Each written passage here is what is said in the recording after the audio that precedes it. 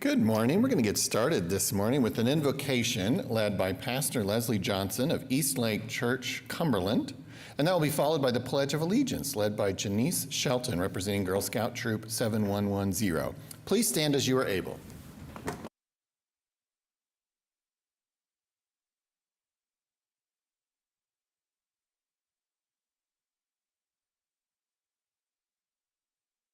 But Lord, let us keep our passion and our love for what we do, for our city council, for the people here that are gathered. Let us have also a level head.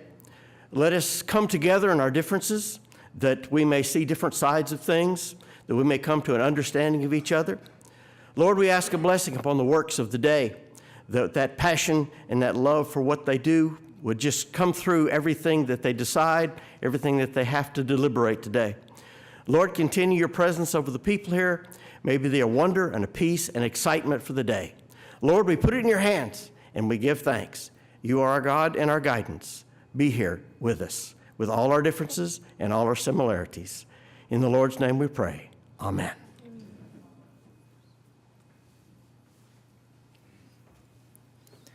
I pledge allegiance to the flag of the United States of America and to the republic for which it stands, one nation, under God, indivisible, with liberty and justice for all.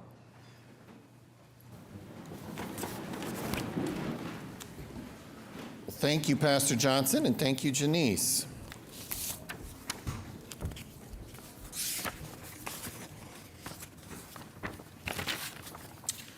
All right, I call this meeting of the City Council to order. We are now at item 3, Office of the Mayor, and do have a few presentations to make, so I will make my way to the front.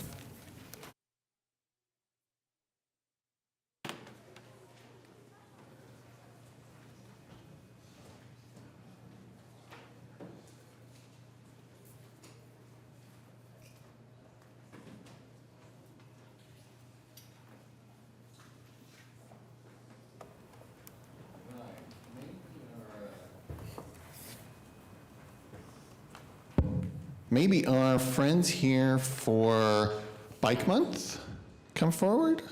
Where are all of that? Yeah.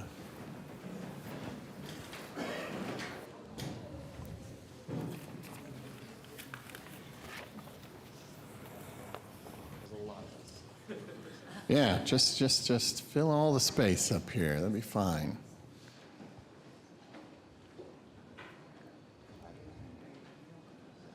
All right, so May is National Bike Month, and it is also Bike Month right here in OKC, and so I would ask the clerk to read this proclamation so we can learn a little bit more about it.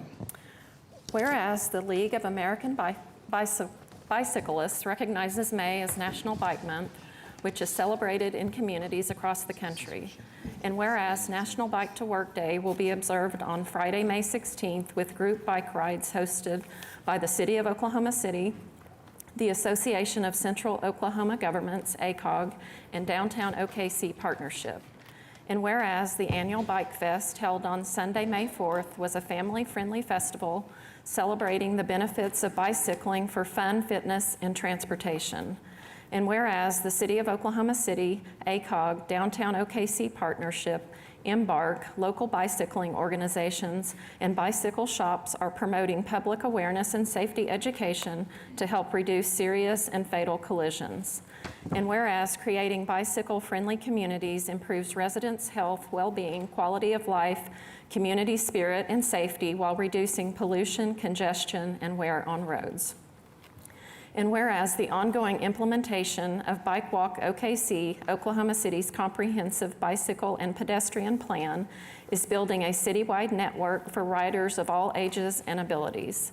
And whereas the City of Oklahoma City has secured tens of millions of dollars to expand bicycle and trail infrastructure through the Better Street Safer City program, multiple federal grants, and the MAPS 4 initiative. Now, therefore, I, David Holt, Mayor of the City of Oklahoma City, do hereby proclaim May 2025 as National Bike Month in Oklahoma City. Thank you. Well, the last decade or two really represent a unique time period in our city's history relative to our commitment to bicycle safety and infrastructure especially. You know, we really are challenged in a city our size with 620 square miles, so uniquely large as we are, but we have put bicycle infrastructure in really every initiative of the last 20 years, and it's starting to make a difference. And of course, we have 100 miles of trails now, and it's really an exciting time in Oklahoma City's history if you are a bicycle enthusiast. And so we wanted to celebrate that this morning with people of all ages. And I think we're going to hear a few words from Max. You might introduce yourself, and feel free to share as well who you are joined by today. Sure. Hi, thank you, Mayor. Max Harris with the Planning Department, and every year during May, National Bike Month, we just like to take the opportunity to kind of express some appreciation from both within government and outside organizations who are doing work to make biking safer and making Oklahoma City more bike friendly. So I'm going to fly through some plugs here. I think standing here we have representatives from ODOT, ACOG, who's just put on Bike Fest at the Wheeler Ferris wheel. It was a great event. We have Oklahoma Bicycle Society. We have Major Taylor Cycling Club. And kind of want a special shout out here to Bike Club OKC. That's where all these kids are from. And they do great work. Yeah, round of applause. Yeah, great. Yes, well deserved. So Bike Club OKC does great work, and I'm gonna say this as best as I can here to teach kids to navigate streets safely, to learn the ABCs of cycling, and kind of help really build the future of you know, what biking around town means and using our trails and all of that. So they have, at the end of the program, the school year, they receive free bikes and helmets, and that's what the organization provides. So on this Saturday at Scissortail Park at 10 a.m., there's going to be that graduation ceremony, and at 11 at Wheeler Ferris wheel will be kind of a celebration of everything. So everybody's invited to come out to that. And then the following Friday is Bike to Work Day at Bicentennial Park, so that'll be a fun event too. Free coffee from Junction Coffee. Okay, I think I covered everything. Thanks everybody for being here and showing up today, and thank you, Mayor and Council, for your support and persistence and patience as we all kind of continually make Oklahoma City a better place to bike. Sounds good. Let's hear it for everybody who came out for Bike Month. All right, thank you all. Yeah, you can head out if you want. All right, let's bring forward our folks here for Public Works Week. Debbie and team.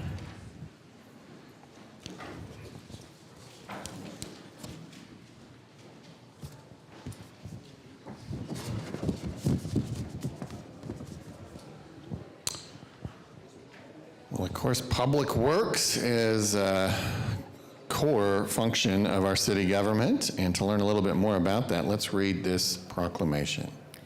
Whereas public works professionals are responsible for the infrastructure, facilities, and services that support everyday life in Oklahoma City. And whereas public works professionals build, improve, and protect our transportation infrastructure, water supply, water treatment, and solid waste systems, public buildings, and other essential structures and facilities. And whereas the maintenance and operation of these systems rely on the dedicated efforts of engineers, managers, and staff working in both the public and private sectors. And whereas public works systems contribute directly to sustainable and resilient communities supporting environmental protection and economic growth. And whereas the efforts of public works professionals are vital in advancing public health, enhancing safety, and improving the quality of life for all residents. And whereas 2025 marks the 65th Annual National Public Works Week, sponsored by the American Public Works Association to recognize the contributions of public works professionals across the nation.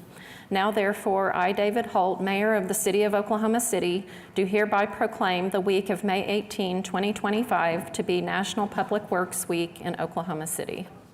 Thank you. So fundamentally, of course, we're wanting to recognize the many folks on our city staff team who work in this area, and they are led by our Public Works Director, Debbie Miller. We'd love to hear a few words from you, Debbie. Thank you. Thank you, Mayor and Council. This is for National Public Works Week, and this is to recognize and to kind of promote and let people know what Public Works does. We touch every part of your life, from streets to water to sewer to drainage to traffic. It's just a big gambit, and our guys are always out there in the bad weather doing the snow removal or in the pits fixing the water lines when it's cold. So we just wanted to, one, let everyone know this is what we do and to recognize all of our crews here. Excellent. Well, let's hear it for our Public Works professionals. Thank you, Debbie. Thank you all. Thank you. Thank you. Thank you. Thank you. All right, why don't we bring up our realtors? You're all in here, right? Or are you out there? You're in here? Okay, good. Yeah, come on up. I should expect a big crowd.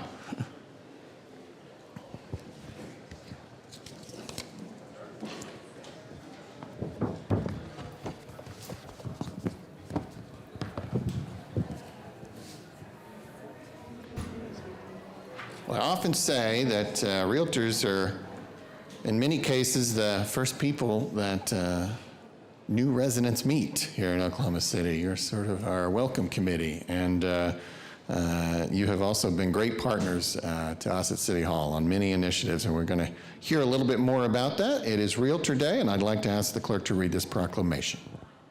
Whereas realtors are actively engaged in efforts to enhance the quality of life for all residents of Oklahoma City, encouraging their members to contribute toward making our city a great place to live and work.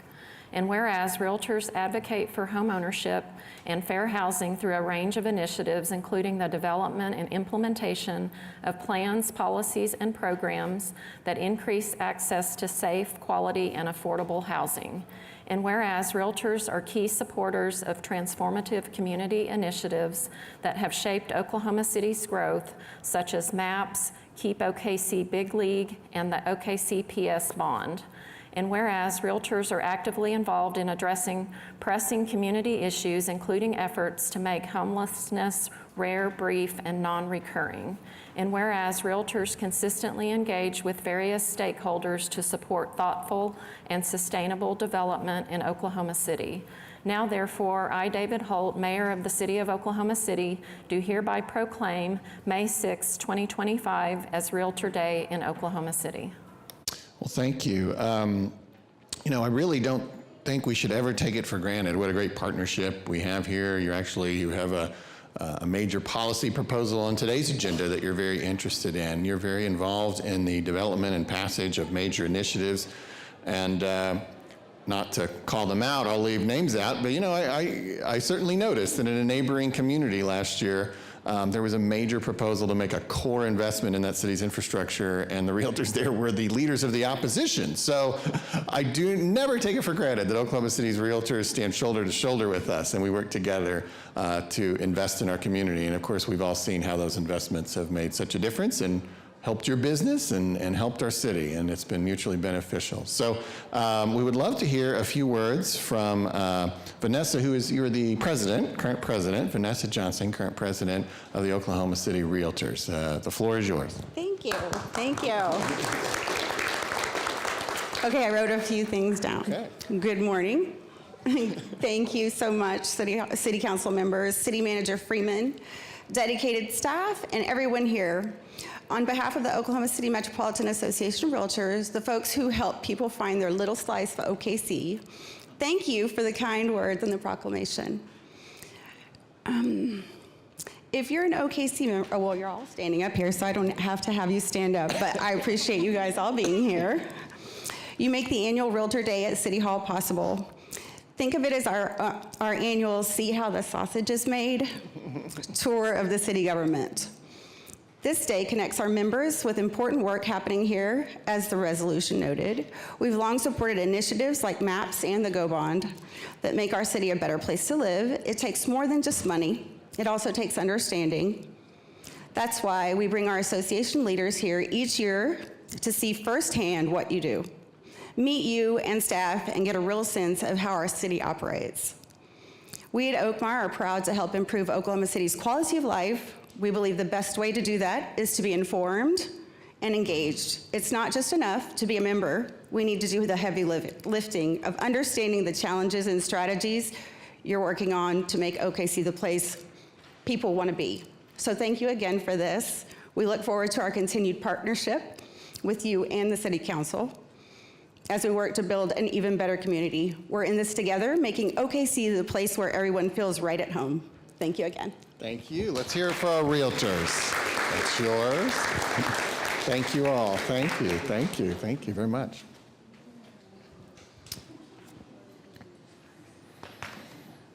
Okay, and finally, Dominique, come on down.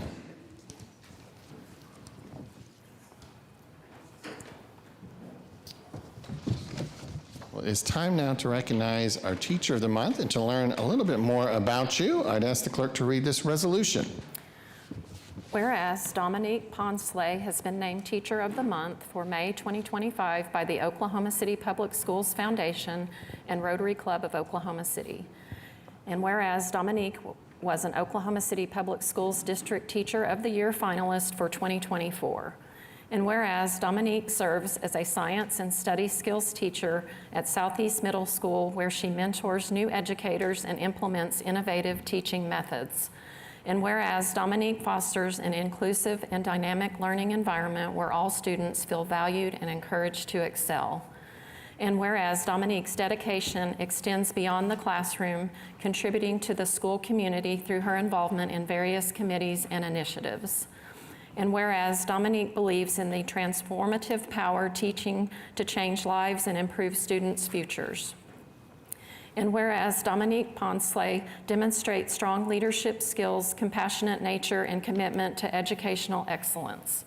Now therefore be it resolved by the Mayor and Council of the City of Oklahoma City that they do hereby recognize and commend Dominique Ponsley on her selection as May 2025 Teacher of the Month by the Oklahoma City Public Schools Foundation and Rotary Club of Oklahoma City. Well, thank you. By the way, there was a typo in there. We'll get the teachers in the future to edit these for us. But all in all, great information, and we're very grateful for the service you provide the young people of our city. This is a resolution. We're going to hear some words from you here in just a minute, but this is a resolution, so let's get a vote on this one. If we can get a motion in a second. We've got it. Cast your votes. I wish to vote aye.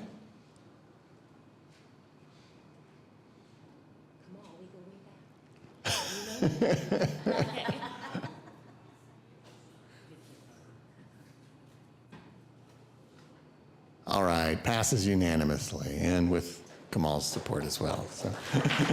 Yes. Well, we'd love to hear a few words from you. The floor is yours. Sure. Well, thank you very much, everyone, for being here and for this honor and recognition, especially during this Teacher Appreciation Week. So thank you for your time this morning. I would just like to say that my work would not be possible, and none of this recognition would have come if it weren't for the incredible young people in my classroom. They are the pride of Oklahoma City, and I just feel so joyous when I work with them, and they're becoming such incredible young scientists. I hope they stay in the state and go into engineering and aeronautics, and they have such bright futures, and I'm just so proud to be able to work with them here in Oklahoma City in our public school system. So thank you for recognizing their work, because their work is just as much as part of why I'm up here. So thank you, and I will make sure to say, South Oklahoma City, this is for you guys. Awesome. Let's hear it for Dominique. Thank you so much.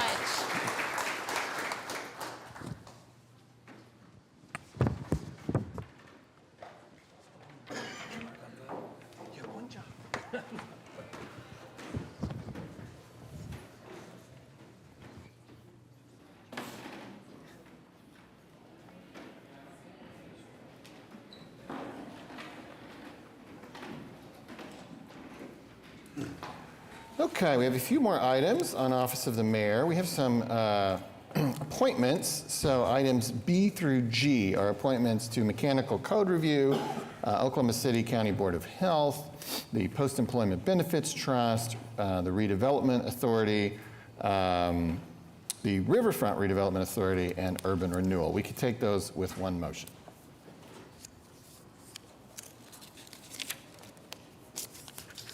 I have a motion and a second. Cast your votes. Passes unanimously. And then we also have item 3H, which is a resolution approving my travel expenses to attend the U.S. Conference of Mayors annual meeting in Tampa in June. And we could take a motion on that.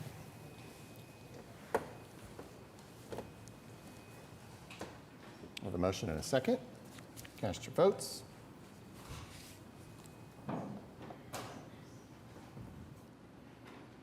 Passes unanimously and with the required 6 affirmative votes. Item 4 are items from council, of which we have none today, which brings us to item 5, city manager reports. Mr. City Manager. Thank you, Mayor. We've got a couple of reports that are on today in addition to the claims and payroll. One is the CVB third quarter report, and have that in your packets. If you have any questions, we're glad to respond to those. Then we have the sales and use tax report. You know, we watch this very closely and report on this regularly. This is for the month of April. The sales tax itself was down 6.6%, and it's the most significant decline that we've had in a single month. The good news is we have preliminary information from May, and we do see some growth in May. It's just been up and down throughout the year, and I think through this part of the year, we're basically at a place where we're just about a 0.5% decline. So everything balancing out with this check, we're about a 0.5% decline, and I think it's just something we're just going to have to continue to monitor. But right now, between sales and use tax, we're $12 million off on the budget. Fortunately, we've had a hiring freeze in effect for some time. We had several vacancies before that. That's helping to balance us on the expenditure side, where expenditures are also below budget. And as well as other areas of expenditures, we're a little bit below budget. So just trying to be careful with that going into the end of the year. I feel like we're in a good position this year. It does kind of set the groundwork for next year's budget. We'll have 2 more checks that we'll report on as they come through, and just continue to monitor and keep you informed on where we are as we go through the budget process. That's all that I have, Mayor. All right, sounds good. Item 4, Journal of Council Proceedings. We have items A and B we can take with one motion. We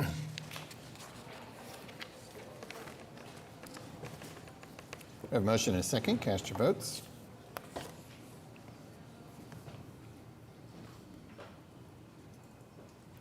Passes unanimously. Item 7, request for uncontested continuances. Mr. City Manager, do you have anything? We do. We have several, starting on page 12, under dilapidated structures, item 11K1. All the items that I list on these different areas will be stricken from the agenda. Item G, 5000 Southwest 28th Street. The owner has repaired. Then on page 12, item 11L1, unsecured structures. Item I, 1300 Southeast 38th Street. The owner has secured. Item J, 4428 Southeast 44th Street. The owner has secured. Continuing on page 12, item 11M1, abandoned buildings. Item D, 5000 Southwest 28th Street. Item F, 1300 Southeast 38th Street. And item G, 4428 Southeast 44th Street. And that's all the items that I have. All right, thank you. Item 8 are revocable permits and events, and we have a few. Item 8A is a revocable permit with the American Heart Association for the OKC Heart Walk, May 30th through the 31st, in and around Bicentennial Park. And we have Amanda Linhart here to speak.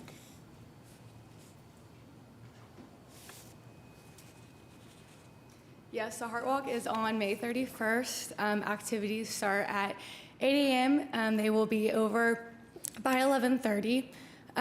The walk is 1.5 miles around downtown Oklahoma City. We will have CPR and AED demonstrations prior to the walk. We will also have a jazzercise warm-up.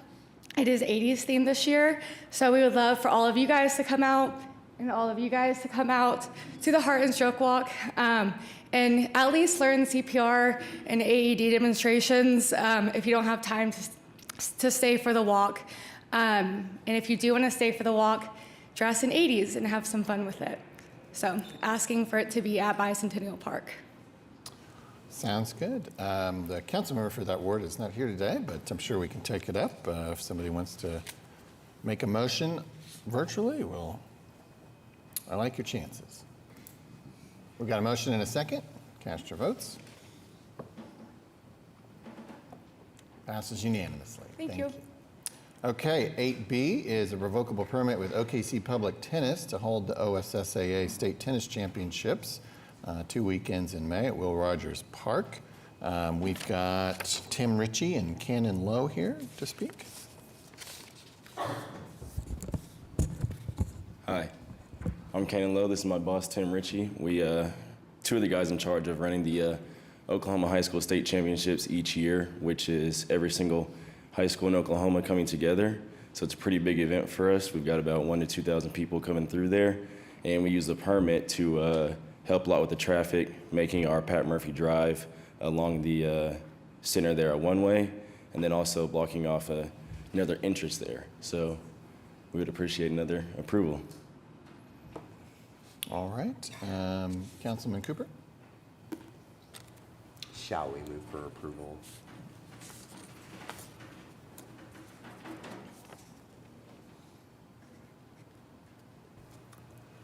We have a motion and a second. Cast your votes. Passes unanimously. Approval. Thank you. All right, 8C is a revocable right-of-way use permit with Paseo Artists Association to hold the Paseo Arts Festival May 24th through the 26th. And we have Amanda Bleakley and Colin Rosebrook here. Welcome. Good morning, Mayor Holt, City Council. My name is Amanda Bleakley, and I'm the Executive Director of the Paseo Arts Association. And I'm Colin Rosebrook, and I'm at Paseo Pottery there, Chairman. We're asking to have our revocable approved so we can have the 48th Annual Paseo Arts Festival and hopefully increase your city sales tax so that we can get back on track. We know that it does bring in quite a bit of business for the city. Any questions about it or? No, Councilman Cooper? Oh, hi. Always good to see both of you. Yes, let's do this. I'll move for approval. And everyone should go to the festival. Do you want to tell them again the times and dates? And So it's May 24th, 25th, and 26th, Memorial Day weekend. Starts at 10 o'clock in the morning, goes till 10 at night on Saturday and Sunday, and 5 o'clock on Monday. Cool. We're still looking for volunteers if anybody wants to come out and help us. It's really a fun event. We have 85 artists and 52 performers on 2 different stages. It's a pretty fun community arts festival, and we're just looking forward to having another one. well, I'm excited to join you all yet again. So let's do this. We have a motion and a second. Cast your votes.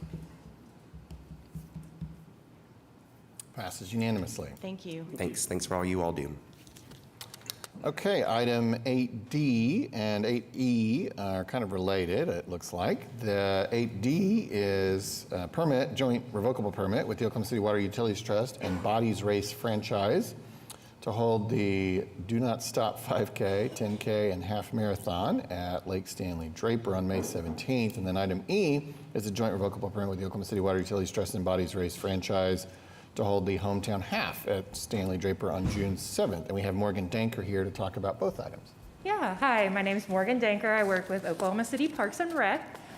This applicant is actually out of state, but they do put on once a month events with us in the different parks. So for the first one, the Do Not Stop marathon, the half marathon, it always tricks me up because do not is combined. And it's kind of a play on words because is it supposed to be do not stop or do not stop? And the answer is yes. So it's a donut themed running event. And so they have all sorts of challenges. You can do their Baker's Dozen challenge. You can eat a donut hole at the different aid stops and get a special pin at the end.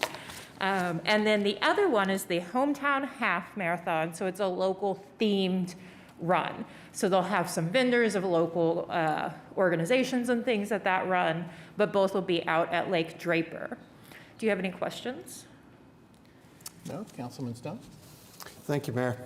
No, I'm just really appreciative of these events continuing to happen out at the trail at Draper Lake. I mean, it's just beautiful out there. So with that, I'll go ahead and move for approval.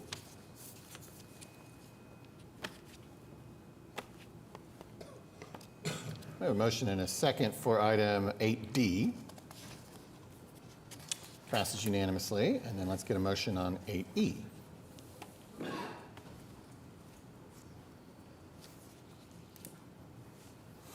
Motion and a second. Cast your votes.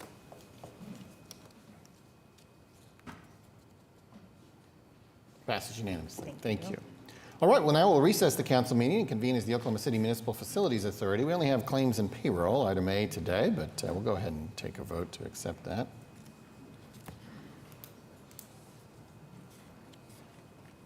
Got a motion and a second. Cast your votes.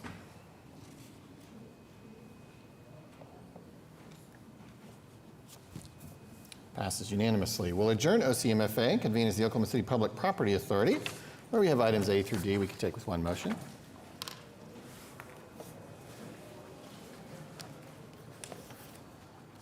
Got a motion and a second. Cast your votes. Passes unanimously.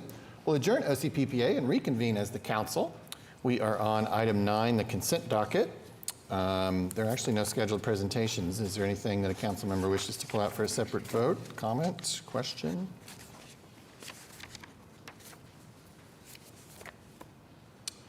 Hearing none, we have actually a few people signed up to speak on item 9A, the very first item. This is regarding contracts with wrecker services, and so I will call them up. First, we'll start with Bert Woodring. And if everyone, this is an evergreen statement, but for this item particularly, if you would state your name and address and keep your remarks to 3 minutes or less. Mr. Woodring. Yes, sir. Bert Woodring. I just want to say that I'm in support of this amendment, and I think the police department and the city staff done an excellent job in their decisions, and that's all I have to say. Okay, thank you. Nathan Perez.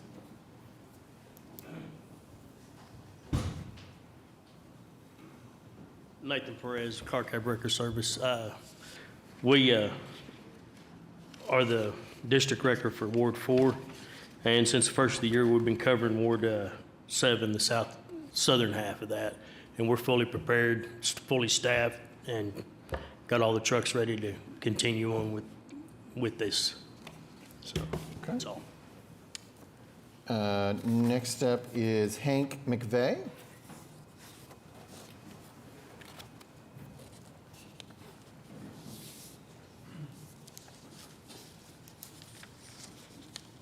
The mayor, city council, my voice. So I just got out of the hospital with pneumonia, but I'm here as a character witness for Morgan Towing, and I'm a pastor. I live in Muskogee, but I pastor in Eufaula, and I'm here I work for Morgan Towing as a spiritual worker. He hired me to take care of all of the spiritual concepts of the drivers and every employee. Nick Morgan is a very good guy. All of his employees are not like him, but they are matriculating, or that niceness and that is matriculating down through every employee. So I'm here as a character witness for Nick Morgan. I live in Muskogee, and Nick Morgan is in Muskogee and Oklahoma City.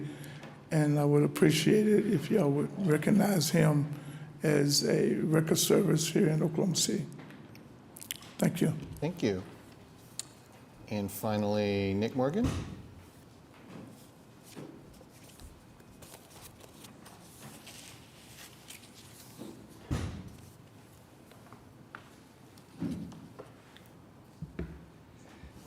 Yes, Mayor Holt, City Morning. Manager Freeman, and the city councilors.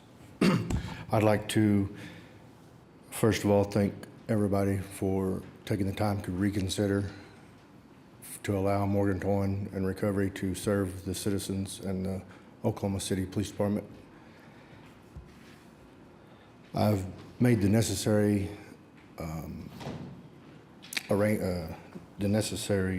changes that need to be made that I had some issues with in the past. They were growing pains, and I've made those changes, and I'm ready to serve citizens of Oklahoma City and the police department and work hand in hand with the police department.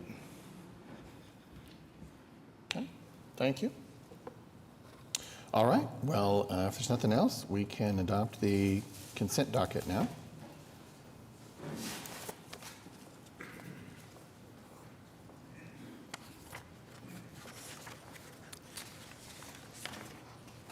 We have a motion and a second. Cast your votes. Passes unanimously. Item 10 is the concurrence docket. We have items A through J we could take with one motion.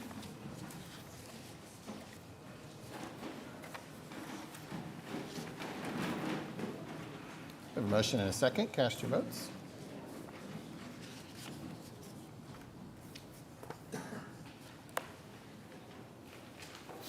Passes unanimously. Item 11 are items for individual consideration. Item 11A is an ordinance on final hearing that was recommended for approval, rezoning 800 Southwest 63rd from O2 to R4. Councilman Stone. Thank you, Mayor. This item was recommended by the Planning Council. It's Planning Commission, excuse me. It's a multifamily unit surrounded by other multifamily units. And if no one signed up to speak, then I'll go ahead and move for approval.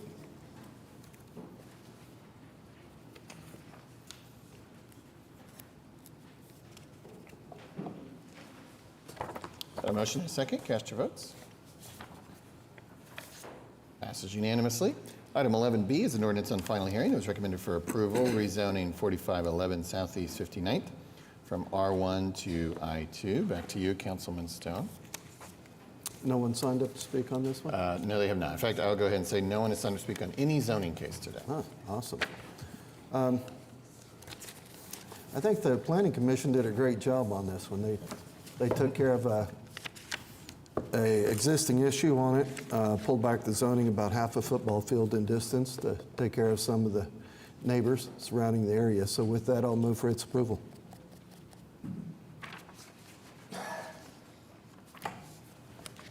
Got a motion and a second. Cast your votes.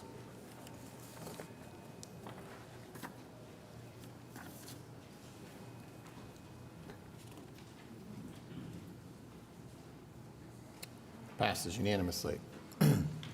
Item 11C is an ordinance on final hearing that was recommended for approval, rezoning 340 Northwest 122nd from R1 to R2. Councilman Pennington. Thank you, Mr. Mayor. This is a pretty simple application, just extending the R2 further on 122nd. No objections from neighbors. It's pretty simple. I'm in full support.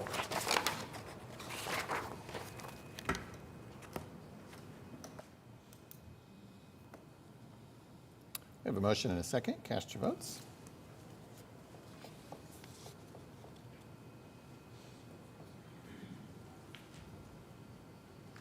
Passes unanimously. Item 11D is an ordinance on final hearing recommended for approval, rezoning 5241 Northwest 10th from C3 to SPUD 1699. Councilwoman Avers.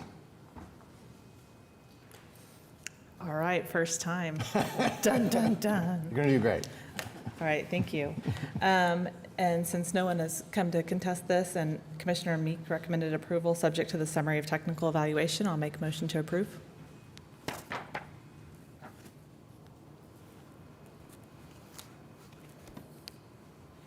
We have a motion and a second. Cast your votes.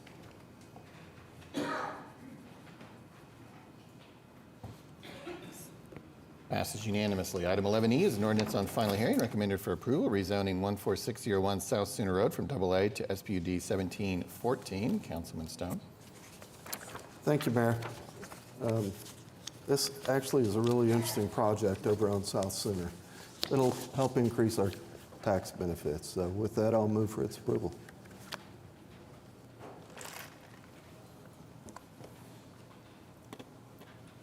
We have a motion and a second. Cast your votes.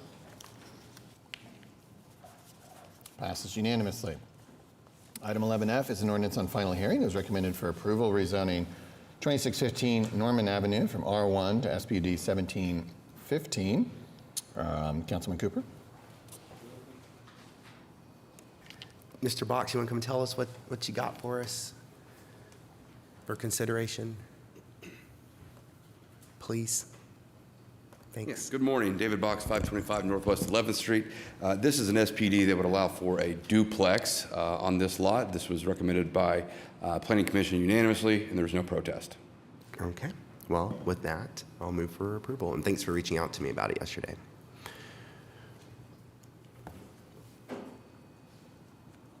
We have a motion and a second. Cast your votes.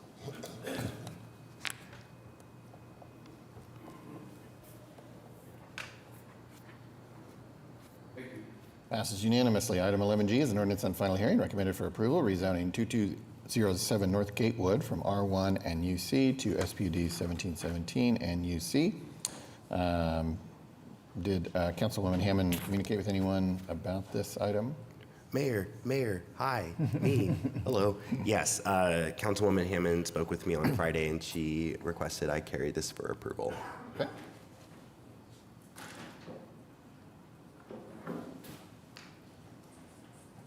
We have a motion and a second. Cast your votes. Passes unanimously. Item 11H is an ordinance on final hearing. It was recommended for approval, rezoning 4036 Northwest 178th from PUD 1768 to SPUD 1718. Councilman Stonesifer. Thank you, Mayor. Planning Commission approved this on March 13th, 2025. There have been no protests, so at this time I'll move for approval. Thank you.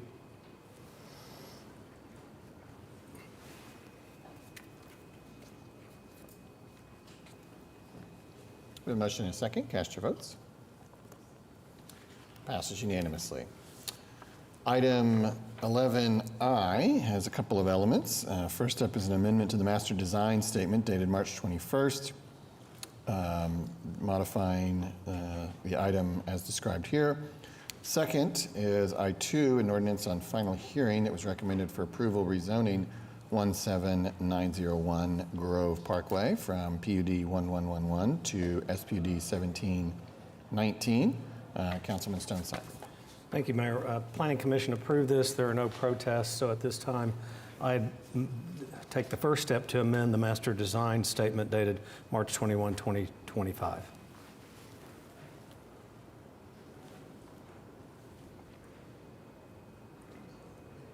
We have a motion and a second. Cast your votes. Passes unanimously. Oh, that was for the amendment. Yeah. And now we need the ordinance. Yeah, with the amendment, I will now move for approval of the ordinance found at I2 of the agenda. Okay, we have a motion and a second for the ordinance at I2. Cast your votes. Passes unanimously.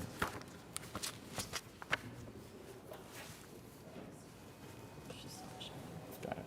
Okay, now we're on item 11J. This is an ordinance on final hearing. This is the second of two meetings that this was scheduled for. This ordinance relates to the zoning and planning code. This is commonly thought of as the ADU proposal, and we do have some folks who have signed up to speak, but I don't know if any council members want to chime in first about this, or some thoughts or plans about today. No one else going to speak? I guess I'll speak. I received some phone calls this weekend. Former Senator Kay Floyd, some other friends of hers concerning some language they had some concerns about. I talked to Gary Jones with the Realtors Association on Sunday, and as far as this amendment to the language, the Realtors Association asked for an additional 2 weeks to vet this and take a look at the language and see if they were supportive. So at this time, I'd move to continue this for 2 weeks. What date would that be, Amy? Sorry. May the 20th. So that would be May the 20th. Thank you. Well, let's, maybe we should hear from folks first before we do that. I mean, a lot of people came down. Sure. Have the right to speak, but they did I hear. agree. I thought it was good for them to know, though, that this probably won't be voted on today. I mean, Yeah. we haven't voted on it yet, but, you know, I imagine this will probably pass. So you want me to go ahead and do that now, call up the residents? Yeah, I think that'd be great. Okay. Gary Jones? And if everybody would state your name and address and keep your remarks to 3 minutes or less. Gary Jones, Government Affairs Director for the Oklahoma City Metropolitan Association for Realtors. So the speech today is going to be a little bit different. We originally were going to be here in support of the ADUs. For those of you who don't know, we've been trying to address an ADU ordinance for Oklahoma City now for a little over a year. Edmond's done it, Norman's done it, Tulsa's done it, but Oklahoma City has not done it. We thought this was going to be the big moment that we're finally there, but we did receive information and a request to consider a potential change to the language. Initially, we were, no, we just need to get this done and move forward. But after talking to our key experts in Washington, D.C., no one's seen language quite like this, so they were not sure about the implications. But they did think that it merited additional consideration and research. That's why we're supporting the delay. But I want to be clear about something. It's not because we're wanting to make sure that language fits what we as realtors thinks an ADU ordinance looks like. It's because we believe in collaboration. In order for us as a city to make those tough decisions, we have to sit around the table and find out where we can compromise. We don't think this is really necessary, but there are fellow residents that do. We believe we need to hear them out, and we need to make sure that whatever changes that we do make are in the best interests of the city. So we're here today in support of the extension and hopes we're finally going to be able to push it over the top, because we want to give them that opportunity in order to voice those concerns and see if there is a viable way in order to address it.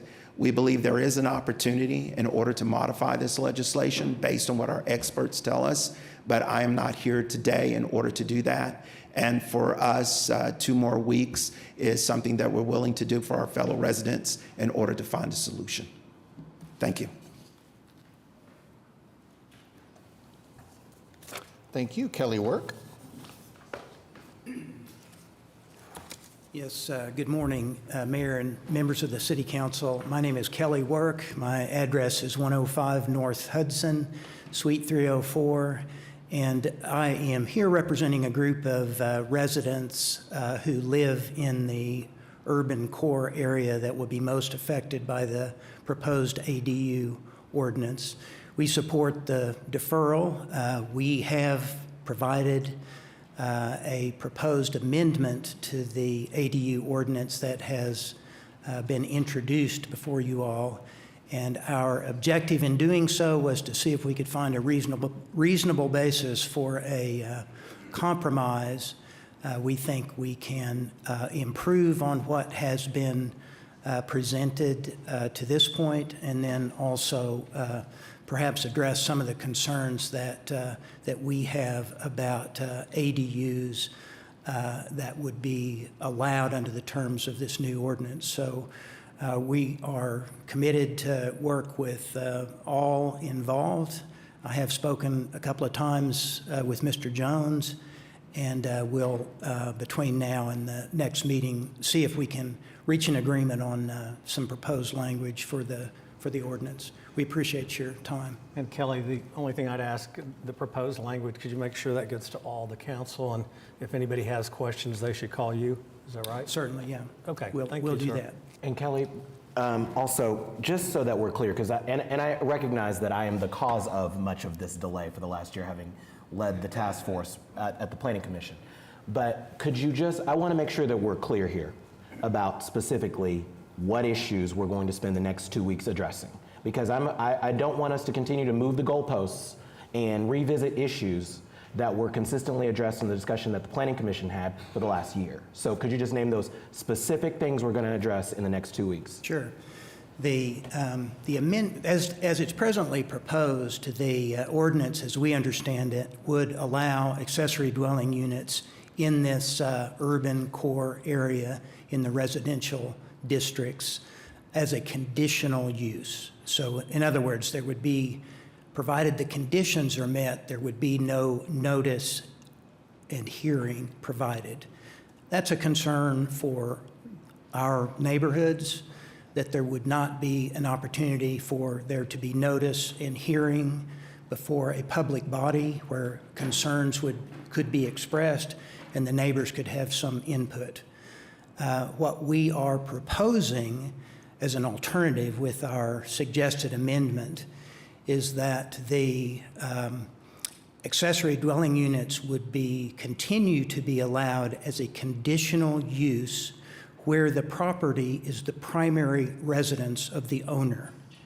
But in other instances where it is property that is being purchased for investment purposes, that there would be a public hearing. And our suggestion is, with the proposed ordinance that we have submitted, is that that would be through a special exception before the Board of Adjustment. Currently, as you are aware, having come from the Planning Commission so recently, in order to do an accessory dwelling unit, you have to go through the SPUD process. And so there is all of the SPUD documentation that is required and then hearing before the Planning Commission and City Council. We understand there is a desire to simplify the process for accessory dwelling units, and we think that that can be done and still provide where there are going to be investment properties, that there would be an opportunity for notice and hearing for the neighboring property owners. And that's what our proposed amendment offers up. And we're open, of course, to suggestions, alternatives, but we felt like that was a reasonable compromise to allow ADUs where the property is the primary residence of the owner without additional notice and hearing, but in other instances, we feel it would be appropriate for there to be notice and hearing to allow the residents an opportunity to be heard and have input in the proposed development. So that's the direction we have suggested. We're certainly willing to carry on those discussions as we go forward.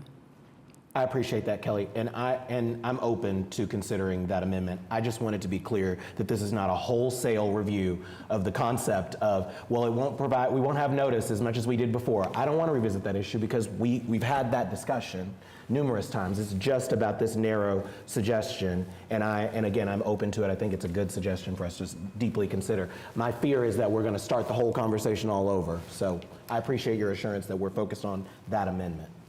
Our belief is that our proposal would represent a significant concession from what the opposition has previously proposed. So we're trying to move to find a middle ground, and that's why we think it's appropriate for there to be some additional discussion. I'm open, and I appreciate it. Yeah, thank you.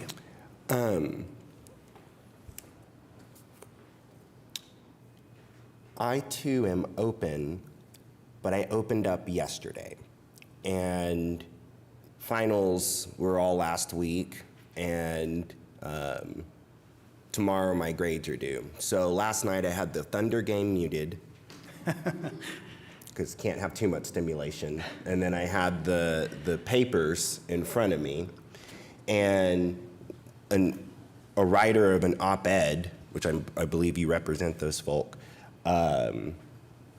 asked me to read their op-ed, so I took a break from grading to read that, number one. And then someone from the Realtors folk asked me to speak with Professor Dr. Emily Hamilton from George Mason University. So between grading, Thunder, and grocery shopping, that's what I did yesterday, because that's what teachers do. We juggle. Mr. Work, I'm deeply concerned about what this proposal is, and and I want to be very clear to everyone. This is not a negotiation between the realtors and ADUs. This is a conversation about how do we make sure a teacher can afford to live in the urban core, near the schools where they're teaching. I came to this council in the immediate aftermath of the teacher walkout. So everything I have done has always been with an eye of, can a teacher afford to live in a neighborhood, and will their students have housing options as they age into adulthood, as they age into their senior years. And right now that's next to impossible in a lot of Ward 2 neighborhoods where housing costs post-pandemic are now $250,000. If you were a teacher making in the 30s or $40,000 a year, your American dream opportunities are out the window when that number is staring you in the face. I looked up city council salaries in New York over the weekend. They make twice what I make when I combine my $50,000 a year from OCU with my $12,000 a year from city council. And it is a full-time job, friends, I learned out in New York. And also, anyone up here on council knows this might be a part-time job. This is full-time work if you're taking it seriously. So, you know, I am moving between teaching and council all the time. And last night was another piece of evidence of that. So this is not a negotiation with the realtors. This is about teachers. This is about the missing middle class. This is about people making $31,000 a year to $80,000 a year. That's who this is about. That is who this is about. No offense, realtors. But that's what this is about. So I did not go into either one of the op-eds or the conversation with Ms. Hamilton, Dr. Hamilton last night with solutions that I just went into it full-on questions. Do you know what some of the unintended consequences of what this compromise is going to do, this language? Do you know? Have you looked at any of, this op-ed appeared on Sunday. Has anyone looked at the unintended consequences? It's a question. Have you looked at any of the consequences of what you're proposing? I'm not sure what you're referring to, Councilperson Cooper, but this process has been fluid, and we're certainly interested in considering all of the consequences intended and unintended to make sure that what is finally presented to the council for approval is something that's appropriate and is going to hopefully help address the concerns that you have about affordable housing. I hope so, and I hope that the entire council gets to hear from Dr. Hamilton and not through a third party. It's important you all ask the same questions I did as I was grocery shopping yesterday earlier before I then moved into reading the stuff in between grading papers. But here's what I learned just asking questions. One, if we put on this proposal an amendment saying that someone has to live in the home, the primary structure, if they're going to have an ADU, banks become less likely to lend them money. That's the first thing, okay? So let's say we put this requirement on right now today, and then 5 years from now, someone sells that house because they get a job offer or they're in the military or whatever it is that takes them out of OKC. Now, I want them here in OKC, of course. But if they move and then they now try and sell their house, the moment someone tries to purchase their house, the bank becomes less likely to give them a loan because of that requirement put on top of it. Why are they less likely? And I'll use the military example, and I'll use my friend Kim as an example too. If someone in the military gets called overseas to go, serve our country, what they are likely to do is maybe rent their house, right, to somebody while they're gone. And if they have an ADU, what you all are proposing that the person has to be the property owner living in that primary structure. The service member is the primary, they're the owner, but they're serving abroad, and now their opportunity to rent that house, you see what I mean? They're like violating the law in that sort of moment. Or my friend Kim, she just got accepted to graduate school for graphic design in UT, go Kim. And they've lived in Miller neighborhood right on the cusp of Miller and Crestwood since 2007. Well, they're going to move down to Austin for 2 years. They're going to rent their house. If they had an ADU in their backyard, they can't, the person in their house, they wouldn't be able to rent their house because the person would need to be the homeowner living in the house up front. Do you follow what I'm saying there? Okay. Next, so that's one problem with the banks. Two, FHA has loans. I've heard people who are in oppositions to ADUs rightfully point out that it's probably around $150,000 to construct an ADU. FHA has loans for people to construct ADUs. Not if you put this ordinance in place with this proposal. The FHA will not give you a loan if you have this sort of proposal that says the primary homeowner has to live in the primary structure. They won't do it. Those are real consequences. In fact, a simple Google search of this item suggests that this is a bit of a poison pill for ADUs. So this doesn't feel like a compromise to me. This feels very restrictive. It feels very detached from research, which I take very seriously as someone who teaches research. And then finally, I think I understand, so I spoke with Marva on the phone yesterday. I always loved speaking with Marva. But I spoke with Marva. I think she and I have the same concern when I pull up a Frontier article. At least I hope we have the same concern. Every time we talk, I think we do. I can't speak for the other people protesting. I know Senator Floyd and I have this concern as well because she was nodding her head when I spoke it into existence 2 weeks ago. But Oklahoma ranks 3rd in the nation among states where institutional investors are buying single-family homes. That's according to the National Association of Realtors. In 2021, institutional buyers accounted for 18% of all single-family homes in the state, all single-family home sales in the state. One more time. In 2021, institutional buyers, not young couples, not families, not teachers, not retail workers, it was institutional buyers who accounted for 18% of all single-family home sales. And Oklahoma County had the highest share of sales to institutional investors in the state, making up 29% of home buys. The American dream is slipping through the fingers of teachers, people who work at Target, your baristas, your landscapers, you name it. And I have explained, and I don't know why sometimes people don't hear me say these things. I genuinely don't. It actually hurts my feelings and my heart.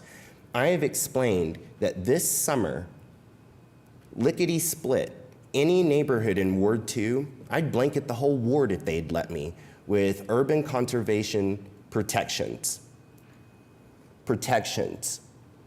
The president of Helm Farm has homes all the time that are being demolished by these investors and in their place built $400,000, $500,000 homes, 800 sometimes, 900.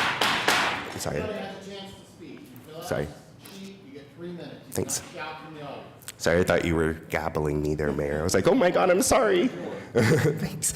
I was like, oh no, the mayor's mad at me. But no, I mean, that's the reality facing Ward 2 is that we have people gobbling up our single family homes, building out of character, out of the price range of that missing middle that we're talking about, the middle class. And I have told you all, I have promised my neighbors that I will put in place, if you'll have me, protections, including 2 things, design review and demolition review. That going forward, if you're gonna try to come into Douglas Edgemere or Helm Farm and demolish one of our precious dwindling houses, that all the neighbors in that neighborhood should receive notification that someone wants to demolish, because right now that's not happening. That's not happening. People demolish and then they build out of character, out of the price range stuff, out of the budget. I want those demolition protections, and that's something the city of OKC can do. Number two, design review protections. We could put in place saying if you're going to build something where you've demolished, you have to build something within the architectural history and character of that neighborhood. You don't have to mirror it, but you have to complement it. What a challenge for an architect.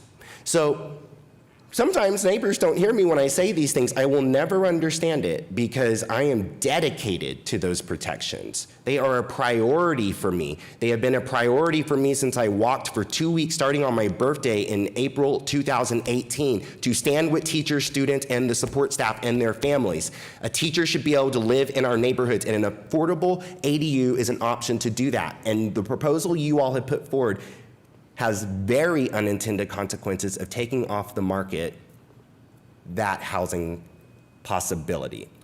And you all need to know that as council. Could I, Councilperson Cooper, could I respond to your comments?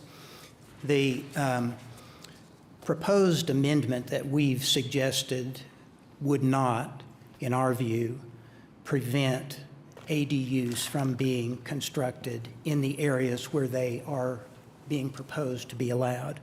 What we are merely suggesting is that in order for an ADU to be allowed as a conditional use, in other words, without any notice or hearing to surrounding neighborhoods, that the property be the primary resident of the owner. If that's not the case, then the ADU could be approved. It would merely require that the owner make application for a special exception and receive approval from the Board of Adjustment. So it would be possible, in fact, it'd be much simpler than under the current process, which requires that you go through the SPUD rezoning process. And then the other point that I would offer in response to your comments is the ADU ordinance that is presently proposed without any amendment will, in our view, incentivize the type of corporate investment that you are suggesting you want to discourage. It's going to incentivize that because investors will be able to come in without any notice and hearing, acquire a property with a house on it, tear it down, and build 2 units now without any notice or hearing to the surrounding neighbors. We don't think that's appropriate. We think that's going to result in further diminishing the fabric of these urban core neighborhoods. That's why we're suggesting there needs to be some amendment to the ordinance as proposed. We're trying to find some reasonable compromise, and so what we have proposed, we think would reach that reasonable compromise. We're certainly open to other suggestions, and of course, we're also interested in what the consequences will be. We think the consequences of the ordinance as it's presently proposed are going to be detrimental to these urban core neighborhoods without some amendments. And that's what I don't understand, especially after what I just articulated. It's like it went in one ear and out the other. I am saying to you, there is no research, and this goes back to Councilman Pennington's comments. For 1 year, we have been engaged in this conversation, everybody, and there is not one bit of research that shows, not in California, not in Oregon, that shows that when we allow ADUs, and I'm so sorry to the students who are listening to me right now, because I know my tone. It's just that I just get so passionate about this for them and those teachers. But there's not one bit of evidence right now that is showing that the allowing of ADUs by right leads to an influx of investors coming in and gobbling up the single family homes. What I am telling you right now is it's happening right now. The current system is what is allowing your greatest fears, friends, the nightmares here. That's why so many of my friends who are renters are so scared right now. It's already here. It's happening all around you. That's why when you all send your emails to me complaining about these out of character, out of price range homes being built, there's no ADU ordinance in in existence right now in the city that's allowing that. The current system is allowing that. The system we are defending is allowing that. That's the first thing I want you all to understand that you do not understand, and I will never understand why you do not understand. Number two, I do not understand why you do not understand what I just said about the first thing.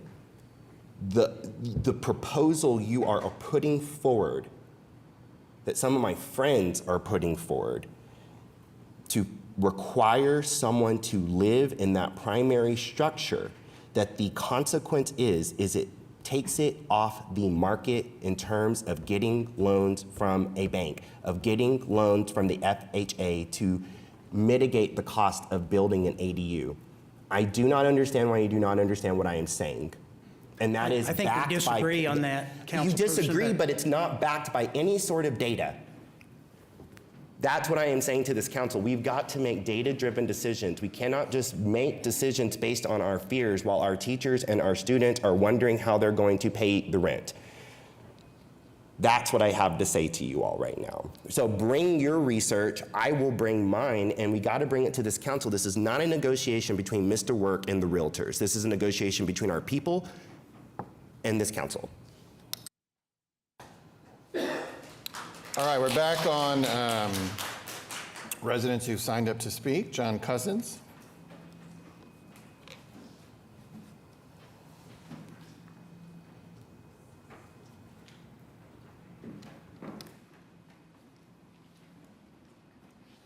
Good morning. My name's John Cousins. I live at 400 Northwest 44th Street in the Douglas Edgemere neighborhood, and I'm the president of the neighborhood board this year. And I appreciate us having a healthy discussion on this matter because it does have some potentially large consequences to our neighborhood and others. And we appreciate Councilman Cooper's time with us. It's not been easy, but we've continued to move forward and talk. I've been surprised that some of the information presented from the planning leaders has been what I would call biased or skewed, and I just wanted to point out a couple of things.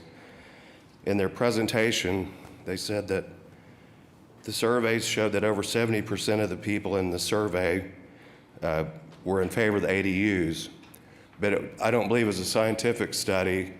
Maybe it was something like, the question was maybe like, if your neighbor wanted to build a little house in the backyard so that their dad could live there before he needs to go to the nursing home, would you complain about that? Well, most people wouldn't complain about that. But if you were to pose the question saying, this takes away all of our due process property rights, we can't get prior notice, we can't have a comment period, and we can't have a public hearing, I think you would find the opposite. Our neighborhood found the opposite. We've had petitions that were signed during the holidays, 290 people that opposed the ADU ordinance and 0 people were in favor of it. And the neighborhood south of us, Edgemere Heights, had a similar result, but they had almost every homeowner. So there are two sides to the story, and I just wanted to bring up some of this information as this is contemplated. They mentioned that there's an ADU ordinance in Edmond and one in Norman. Edmond affects less than a square mile, and Norman's size would have to be 50% larger to be what the proposal is for that. But they failed to mention Tulsa, and I don't know why, but Tulsa retained property rights. So there's a process still in place that people get prior notice. It's not by right, but that was not brought up when this was presented to you a month ago. The financial impact study says that there will be 10 ADUs in a year, and we've been spending all this time for 10 ADUs a year. I think it's going to be a lot more than that. It's going to be these commercial interests that are seeking this loophole. Councilman Hinkle showed his wisdom in the meeting saying I could see 12 houses torn down and 24 duplexes put up. And we've already had that in our neighborhood. We had a nice ranch-style home, $200,000.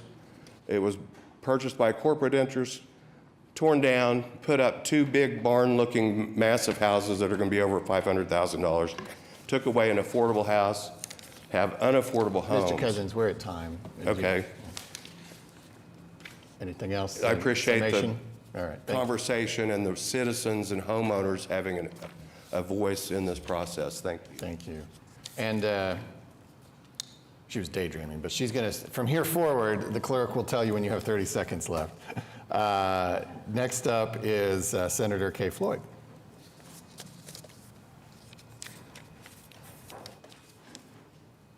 Mr. Mayor, council members, I yield my time. Okay. That's a very senatorial thing to do. You're right. Lee Matthews.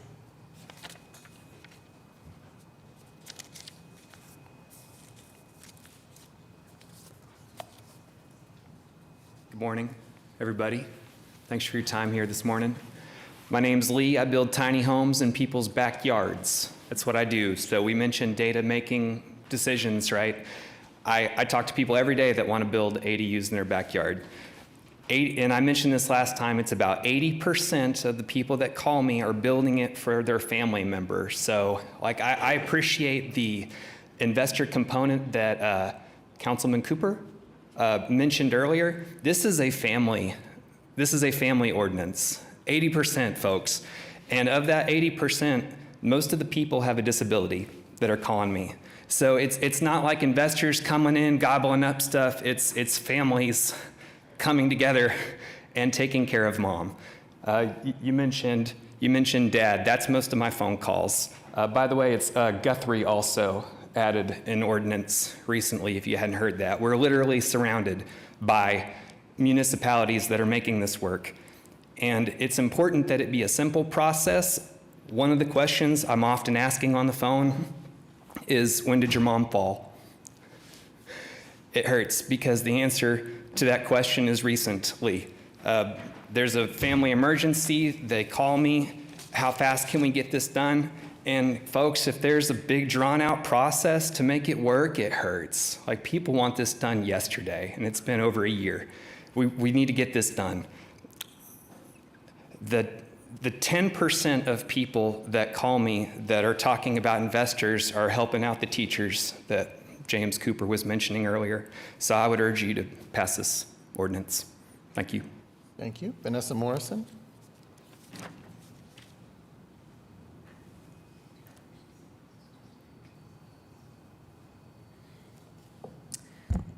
Good morning, Mayor Holt, members of the City Council, and OKC neighbors. My name is Vanessa Morrison. I am an urban planner, Ward 7, 50th and Lincoln, and I'm here today to share some insights from my work on the ADU discussion. I am CEO again of a nonprofit design firm called Open Design Collective, and we support Black communities through the tools of architecture, city planning, and cultural preservation. And since 2017, we've been working in Northeast OKC and on various projects, including leading the South of 8th, a community vision project, which was commissioned by the Oklahoma City Urban Renewal Authority to address legacies of urban renewal that disproportionately impacted the JFK and Harrison Walnut neighborhoods. And this was a 2-year project that engaged over 400 Northeast OKC community members about how can we revitalize the area and rebuild the community while centering culture, equity, and affordability and economic mobility in the process. And I'm going to share some insights and read from my phone so I stay on time. So first, Northeast OKC has been faced with decades of vacancy and disinvestment, much of this from urban renewal practices in the 60s. And throughout the project, community members really emphasize this need to gently densify the area. So how do we restore housing opportunity through smaller units like missing middle housing typologies such as duplexes, quadplexes, and more to again restore permanent housing opportunities back in the community. Also, ADUs were specifically named and supported as a desired housing typology by the community, but as we know, they're not currently allowed by the existing zoning code. So this forces residents to go through a very complex, barrier-intensive process to build the type of housing typologies to support families, support their community, and to build in affordability. Lastly, ADUs were seen as a tool for affordability and stability. They allow our elders to age in place and families to support family members, as what was mentioned before. They generate rental income that can help support property owners and build additional streams of income. And they add to the housing supply, which we know is in crisis, not only here in Oklahoma City, but nationally. So in closing, ADUs were not just supported by many of these Northeast OKC residents, and of course there was diversity in perspectives and opinions, but there was direct consensus on how this could be a pathway to, again, rebuild housing opportunity, restore housing, and really connect to the neighborhood's historic character. 30 because seconds remaining. Thank you. Historically, there were a lot of these housing typologies in Northeast OKC, so this is nothing new. You can find more about this report at opendesignco.org. The full report is on there, and most of the ADU content is on pages 40 through 51. Thank you all so much. Thank you. And Martha. Vanessa, I hope you can share that, send that to the council so that we can have that for everyone, and it'll be important information to include in this discussion. Okay, I will do that. Thank you. Thank you. Martha Jett.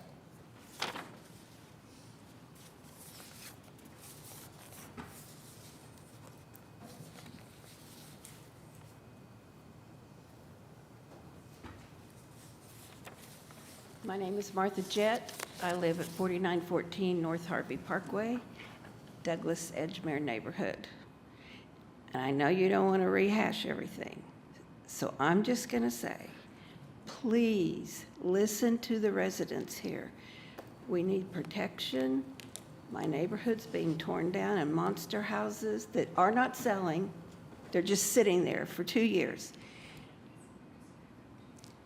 ADUs are a good idea for some, but there's a loophole in there that allows this demolition issue.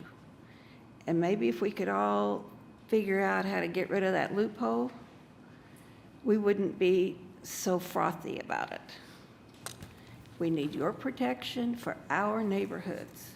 That's what we're asking for, your help. Everyone should have housing, of course. But tearing down affordable housing for monster homes is not the answer. I don't know what the answer is, but you all could make it work for everybody.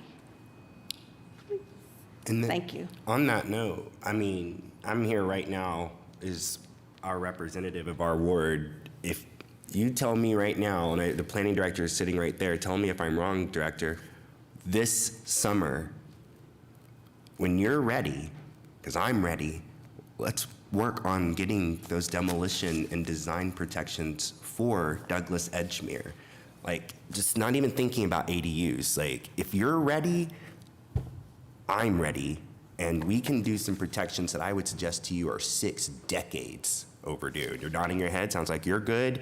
Director, am I right? Is that this summer that we're gonna start doing that? Yes, that's correct. Okay. Let's not make a liar out of him in public. It's in public now. It's right here. Y'all heard him this summer. I know. You got to build some trust. We're gonna do it, or we're gonna call him out for it, aren't we? Together. All right. Thank you. I'm sure there's no questions. Thank you. Cassidy Smith Tolliver. Mr. Mayor, as our neighbor's coming up to speak, could we just clarify from the director? Douglas Edgemere is exempt from this ordinance, correct? Yes, Planning Director Jeff Butler, that is correct. The Planning Commission removed that section from the comprehensive plan and put them into urban low, so this ordinance does not apply.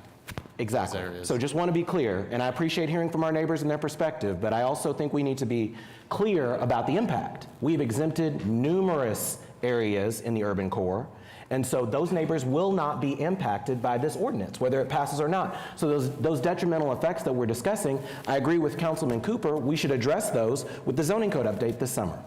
That's correct, and nor would it impact HP or HL neighborhoods.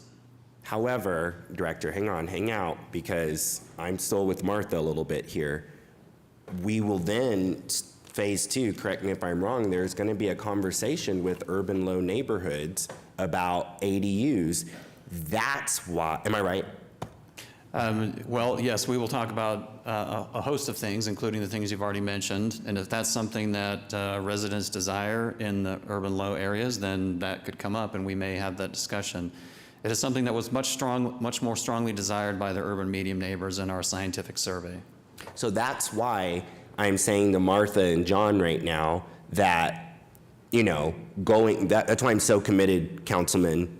Yes, Douglas Edgemere is not in this round, but there's going to be a conversation about urban low, and I'm saying heading into those conversations with Douglas Edgemere that these demolition, like just setting aside the ADU, just the demolition and these design protections I think are important because of the photo and what Cassidy's about to speak to in Helm Farm. So that's why I'm mentioning it within the context of the ADU conversation. City Manager, you're looking at me like, okay.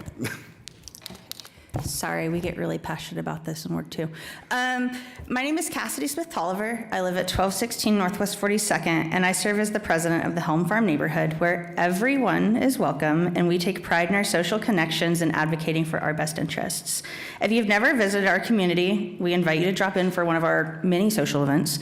There are about 475 homes in our neighborhood. But when I bought my house in 2018, which I couldn't afford to do now, there were actually 430. And the increase comes from the infill of vacant lots, as well as, unfortunately, the demolition of what is considered some of our most and much needed housing stock, which is homes under 1,000 square feet for rezonings of 3 to 4 homes a lot. On average, since I've moved in, we're averaging 2 or 3 cases yearly. Helm Farm is not a stranger to density or rezoning. Since 2019, you've seen me on 4 hotly contested cases. We spend hours engaging with applicants, and in return, we received minimal compromise and have always ended up with more than 50% lot coverage allowed for residential homes. The homes are not complimentary or respectful to our neighborhood, but that's never stopped an approval by planning or city council before. There's no protection to preserve our architecture, no protection to prevent the number of historic, much-needed housing stock from sudden demolition.